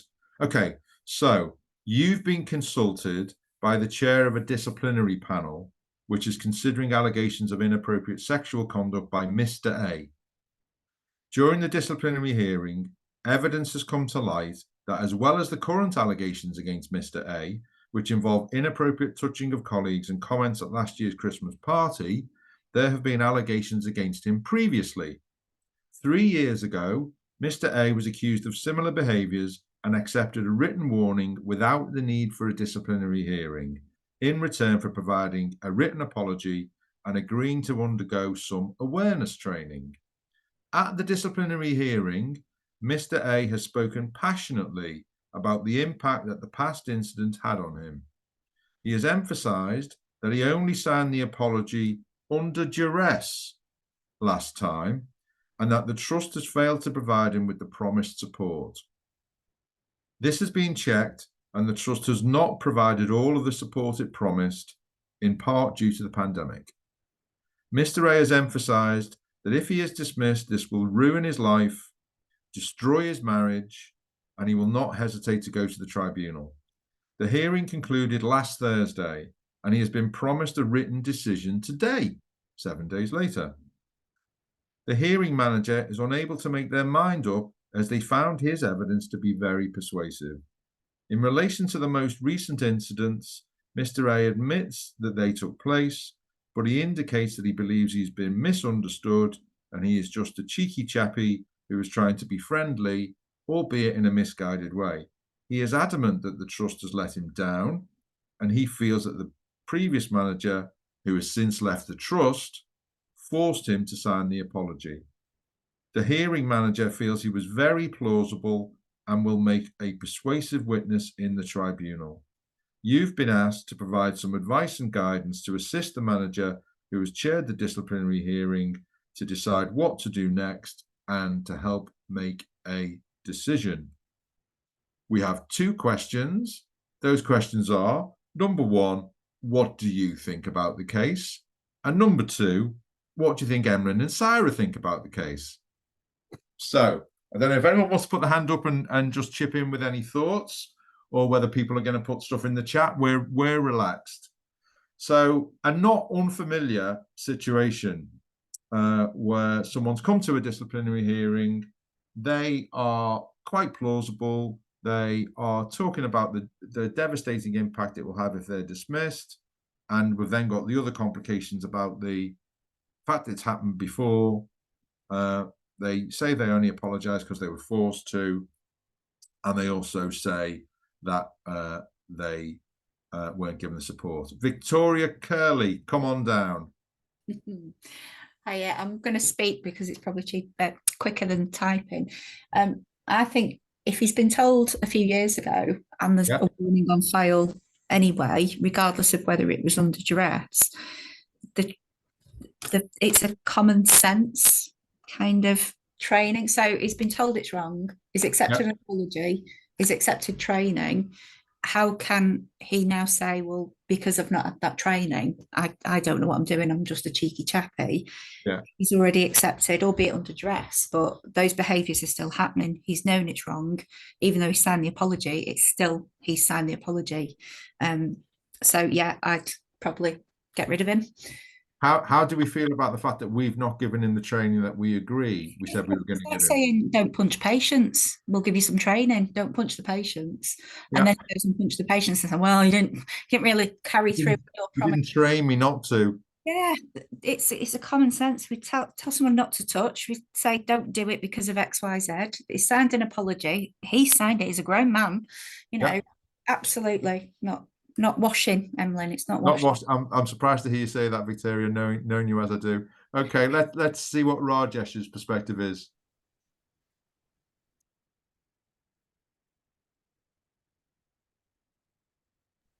Yeah, so I think I don't buy a lot of what he said. I think I agree. Just covering off what the previous speaker said, I absolutely agree. I think I just think, okay, we didn't give the training, but we could sort something out. But in a way, it's already kind of too late. You know, the way he's behaved, he was aware of the inappropriateness of this behavior. Yeah. And that is enough for me. His issue about his marriage and so on, I'm sorry, you should have thought about that. What was going to happen, the consequences, possible consequences. And the funny thing is, I did dealing with somebody who viewed himself as a cheeky chappy. Yeah. And now I kind of look back, and he actually is when I was a mental health first aider, and he messed up some stuff, which I was, now looking back, I think, what was going on there? Were other people sort of happy with him behaving the way they did it? I don't know. I think the way he came across was that it was consensual. Yeah. But I now look back and think I should have probably done more investigation, what was kind of revealed to me. And I think so I think this cheeky chappy argument, I'm afraid some men do use it, but that equally doesn't really wash with me either. And I think that it's not acceptable, basically. I think that picks up on something Sarah said earlier, which is this can you can get these kind of issues where you've had teams who've worked together for a long time and might be doing particularly difficult or traumatic or troubling work, and you've got that not siege mentality, but you know what I mean? It kind of like, you know, we're doing really difficult work and we just kind of blow off steam every now and again, and we might all be quite sweary in meetings, and we might say inappropriate things. But you know, I can see from the comments that this resonates. People saying it's just how they are, it's just how he is, it's just how she is. You know, we see it a lot. You know, this isn't a case which involved the doctor, but you do kind of see a little bit about kind of the cult of the brilliant doctor.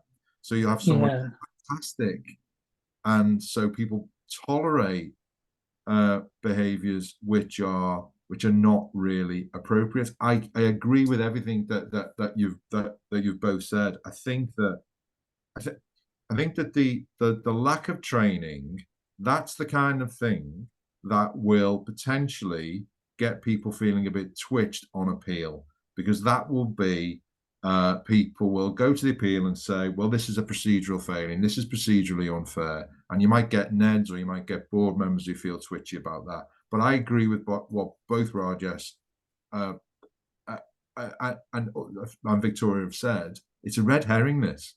You shouldn't need telling not to behave in this way. But you know what? If you did need telling, mate, you've been told. You've been told in the past. You've sat and whether it was under duress or not, you've written an apology. So don't come to another disciplinary and pretend you didn't know. It takes you nowhere. Let me just a little bit more about the conversation, if I may.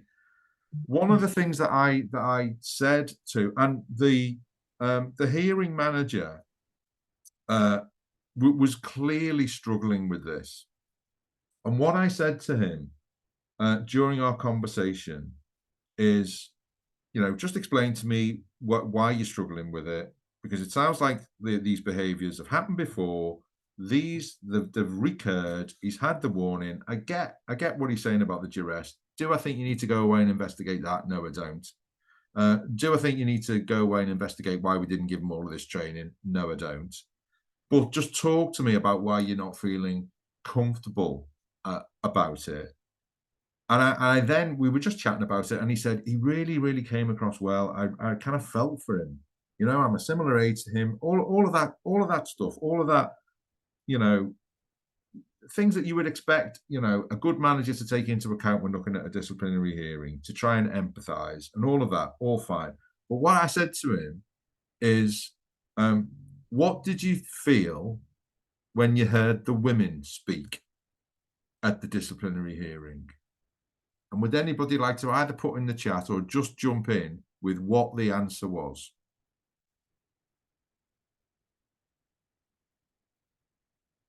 Short answer, no. Okay. Is it going to make us angry, Emlyn? It might do, Victoria. I'll go back off. Yeah. The answer believe was, them. and then Victoria, you can come in and say whether it does make you angry. The answer was, we never brought the women to the hearing. What? Yeah, indeed. Unbelievable.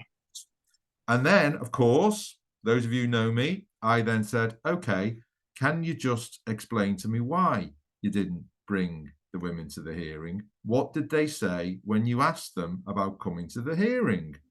Would anybody like to guess what they then said? They said, we didn't ask them. And I said, why? And they said, because they were really upset during the investigation process. And we didn't want to upset them by asking them if they'd come to the hearing. And so that, again, and I get where that comes from, and that comes from a good place. But what that means is people have made serious allegations.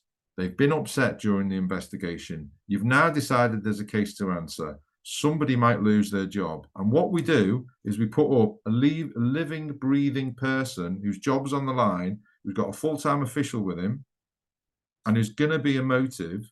And what we put up against them is this, a piece of paper.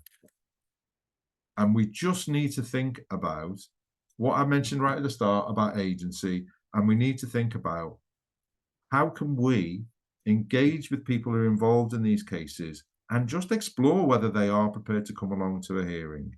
Because I'll come to see Hammond in a sec. I'll just finish the story and then I'll come straight back to you.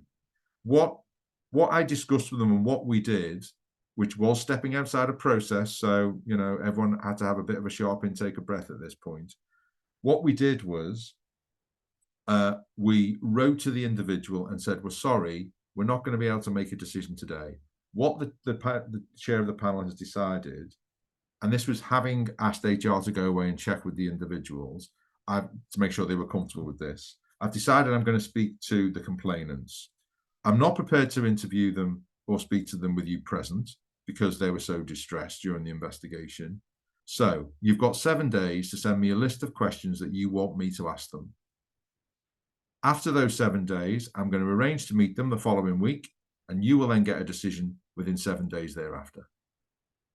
And that's what we're doing.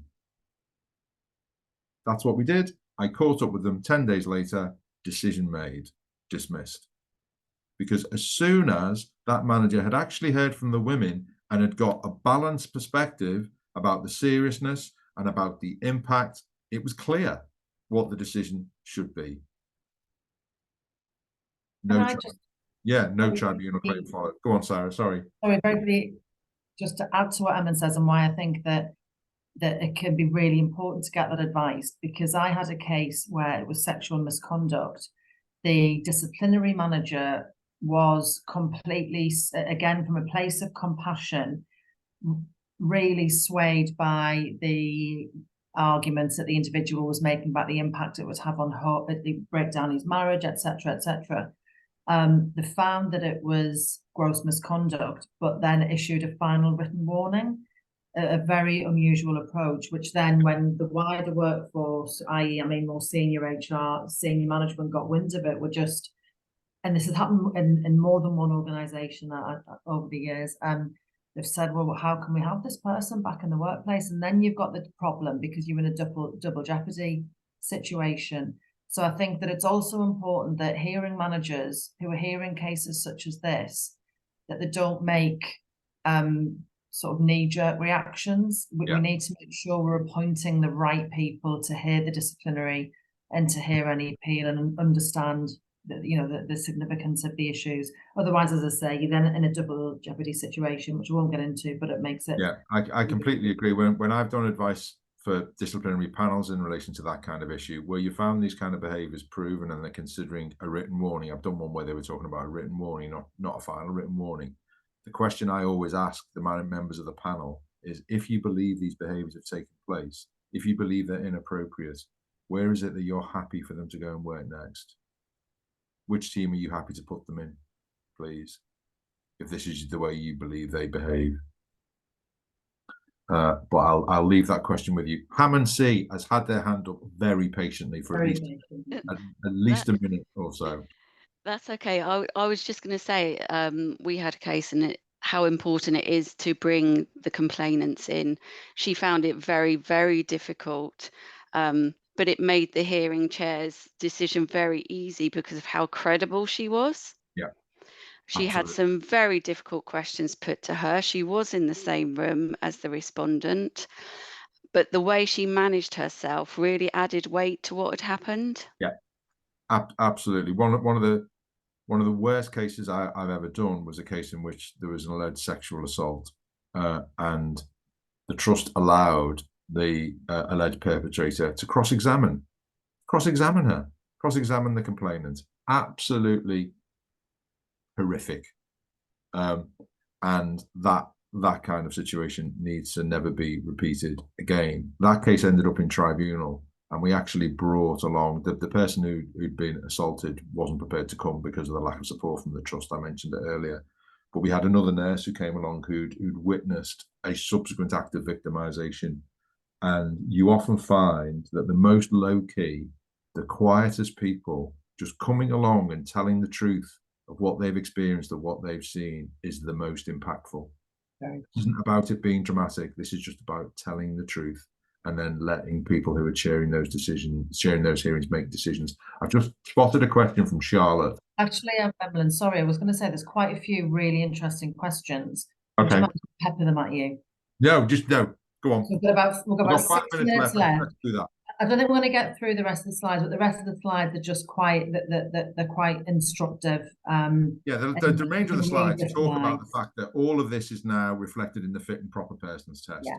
So anything that relates to directors, all of these behaviours are now very much being looked at under F&PP, and that's essentially it on the range of the slides.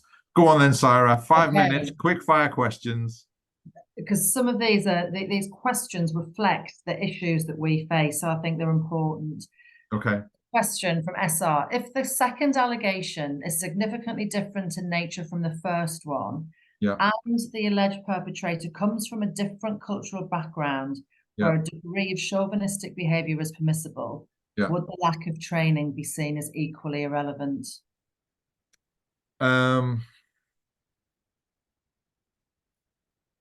It depends, I think, on what the general training situation and cultural communication is within the organisation. I think if there was generally good communication around what is acceptable and what is not acceptable behaviours, which I think now needs to be, if it's not, fair and square in the middle of people's induction and in the mandatory training, and those messages need to be going out all of the time, then yeah, potentially it might cause a complication.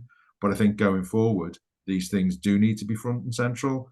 And I don't think it's going to be an excuse going forward to say, well, you know what, I come from a long line of misogynists, me, and therefore I can do what I like, or I come from a culture whereby women are mistreated. I think we are entitled to expect better, and to say to people, if you're coming and working in this organisation, there are minimum standards of behaviour that we expect you to adhere to, irrespective of what you might have been brought up with, because we all need to be respectful. Yeah, and I think I'd echo what Emlyn says, because this cultural question is one that we receive a lot. You need to make sure it's from the outset. So in the induction, you're clearly setting out your standards and your policies. Yeah. Okay, next question from Charlotte. Was there any pushback from the trade union official about taking that course of action, i.e. asking for questions in writing? And i.e. completely stepping outside of the disciplinary process? Happily no. And touch wood, no tribunal claim.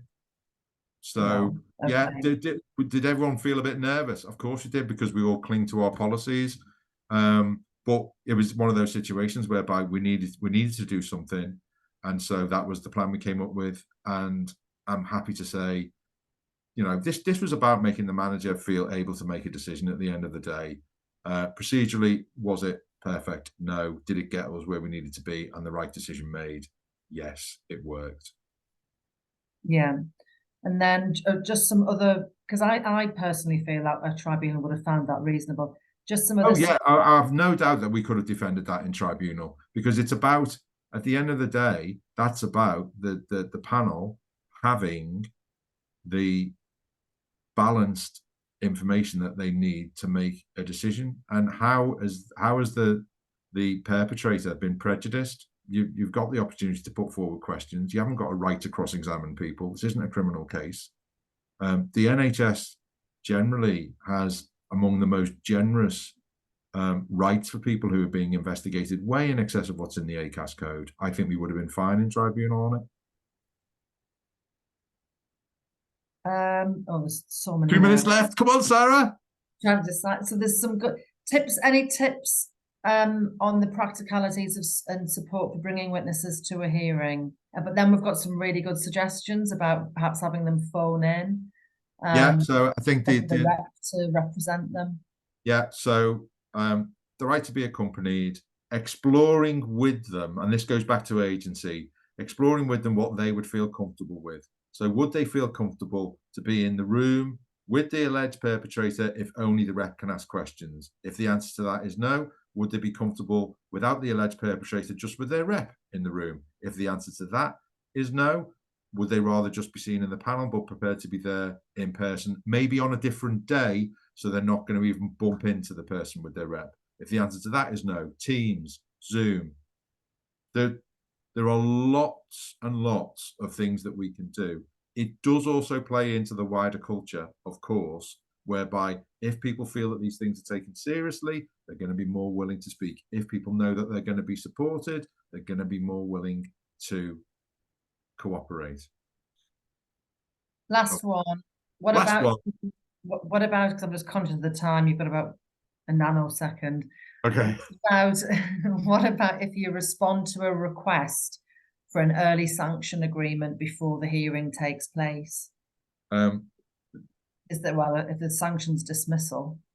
Yeah, I think that most of the situations we've been talking about here, cases of sexual harassment, unless it's really, really minor, and if it's really minor, you know, is it resolved a different way? I have to say, if it's just been a terrible misunderstanding, there are no, you know, concerns about this having a serious impact, and it can be resolved without the need for disciplinary, then okay, fine. Instinctively, instances of sexual harassment do not sound like the kind of thing that are appropriate to fast track for me. It kind of feels like in the majority of cases that we're seeing, they're serious, they're potentially gross misconduct, and they wouldn't feel like fast track. And if I think culturally, if you start fast tracking these kind of cases, what kind of message does that send? I think it sends the message that it's not really being taken as seriously as it should, if I'm honest. Yeah. Okay. We're getting loads of nice comments in the comments, which is absolutely lovely to see. We're going to wrap it up now. Thank you so much for all dialing in. Thank you so much for contributing. Thank you to Victoria Curley for not getting too angry. Thank you to everyone who has made comments, asked questions, just contributed. Please do fill in the feedback form. Sarah and I will be looking at them all, thinking about what future sessions people might be interested in. We're really interested in what things are keeping you awake at night, what things are high on your agenda, so that we can do future sessions like this, which you can all take part in and enjoy. Have a good remainder of your day, and enjoy the lovely weather this weekend. Take care, everybody. Thanks again. Thank you. Really enjoyed the session. Thank you.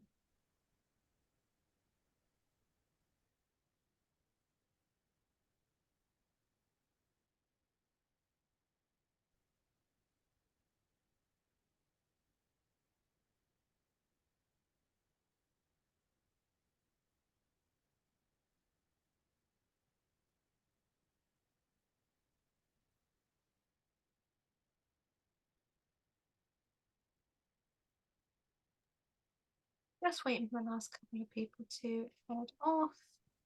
Cool.